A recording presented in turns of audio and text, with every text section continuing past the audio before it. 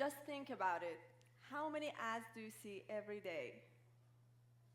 How much do they influence the choices that you make? Nothing, right? You're very conscious about them. It's a common belief that advertising and media have always been trying to seduce us, to make things look more appealing and desirable for us, and along the way, they shape our perceptions, attitudes, and sometimes our values and lifestyles.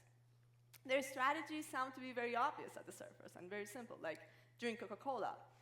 But in the long run, they sneak into our everyday lives in a way that it's very hard to notice. Let me give you an example. Do you know from when it became more and more appealing for women to shave their armpits and legs? Actually, if you look back at the beauty books and catalogs from pre-World War I, you can clearly see that the majority of American women at the time really didn't care about their underarm or leg hair. How lovely. But shortly after the war, the advertisers started pretending that a hairless body is an established desire for women. And the public perception started to change as the advertisements such as the Milady Décolleté Gillette page in Harper's Bazaar magazine showed a woman with hairless armpits. Good job marketing and making life more painful for us. But is it always marketing and advertising strategies that is influencing us?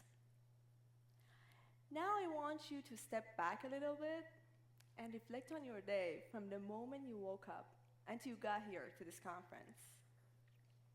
To what extent you've been manipulated and influenced by your surrounding built environment, by objects such as your smartphone, the coffee maker, your car, or even by buildings or the signs in the street.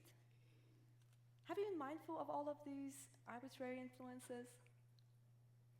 Actually, apart from intentional advertising and marketing strategies, we as human beings are constantly influenced by the everyday objects that we are interacting with. For example, research shows that briefly holding a warm cup can increase the feeling of interpersonal warmth. So guys, go with coffee when you're on a date. Just makes it look cooler, right? And more friendly. Or merely exposure to gun can elicit strong aggressive responses in male college students. Only male, so women are fine. And evaluating a job candidate's CV on a heavy clipboard makes it look more appealing and serious to the interviewer. So for a tip for those who are in job market. But why am I here telling all of these stories? How do I cross paths with all of those things? It was about a decade ago that I was studying industrial design in Iran. As I remember, it was during my junior year that I was struggling with this never-ending question of whether form follows function or the other way around, that my whole perspective of design started to change as I read the book Design for the Real World by Viktor Papinek. His argument that designers are responsible for the social and moral consequences of their design was like a wake-up alarm to me and made me become more interested in design for positive social impact. As a woman, I was always anxious and worried about going out in the street on my own, traveling alone, late at night, in the dark, about things such as molestation, rape. So I decided to work my master's thesis on design against sexual assaults.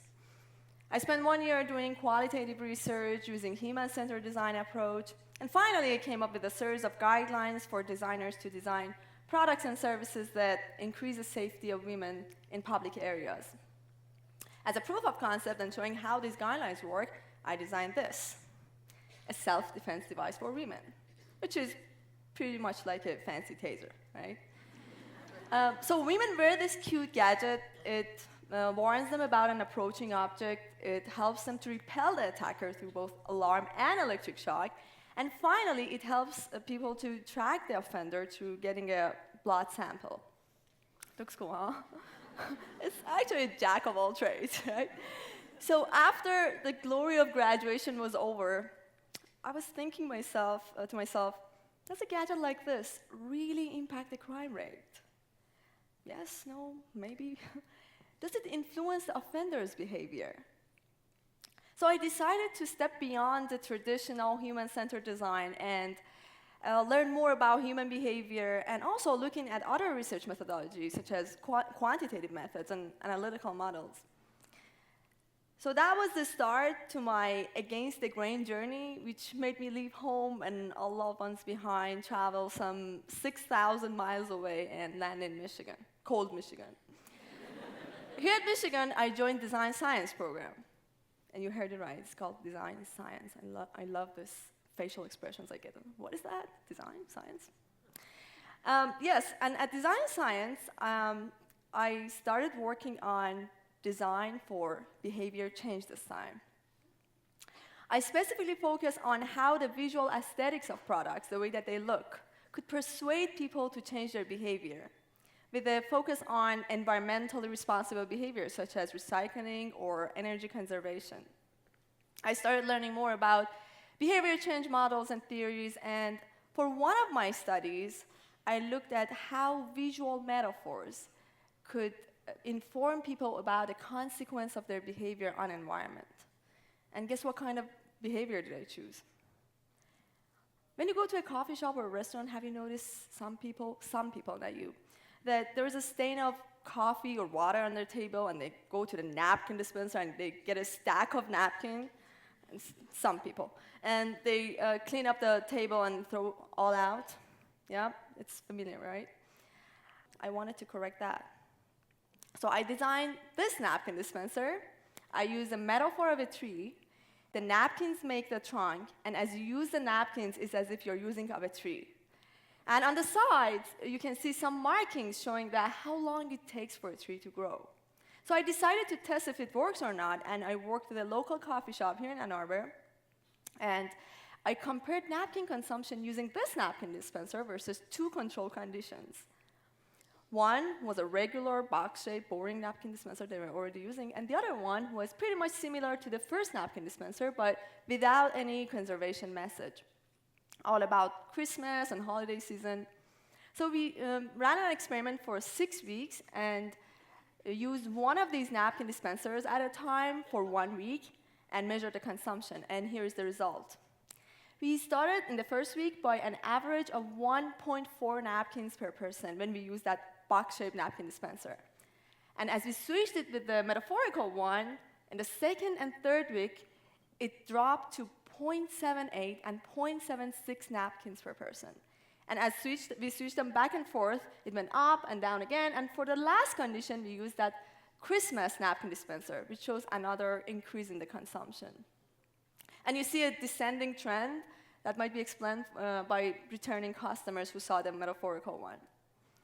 During the time that we used that metaphorical napkin dispenser, we had a 45% decrease in the napkin consumption. And you're talking 18,000 customers who visited the coffee shop during that time.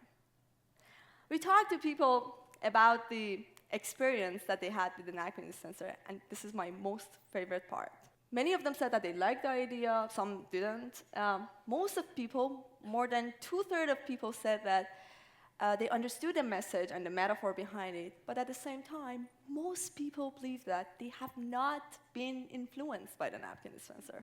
Of course, it's very difficult to acknowledge that we could be easily manipulated by something as trivial and mundane as a napkin dispenser. But apparently we would.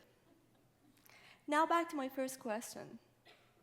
Are we influenced by the surrounding built environment?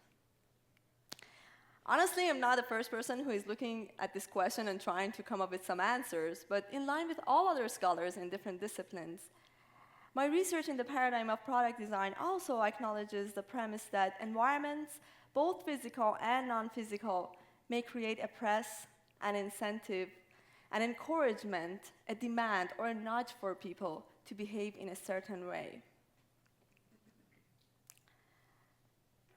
Today, I would like to remind you and myself, not only as designers, but also as architects, urban planners, engineers, educators, artists, policymakers, that we are all choice architects.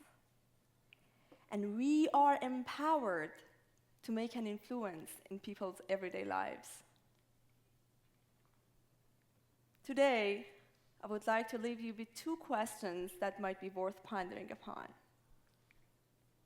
Isn't it a time that we look at design in a more scientific way that could be explored beyond the existing disciplinary boundaries and could be informed and inspired in a more rigorous way? And isn't it a time that we, all of us, as choice architects, be more mindful about our decisions and exert intent into our designs, into our decisions, to guide people through a path of health, wealth, and happiness to individuals and society as a whole? Thank you.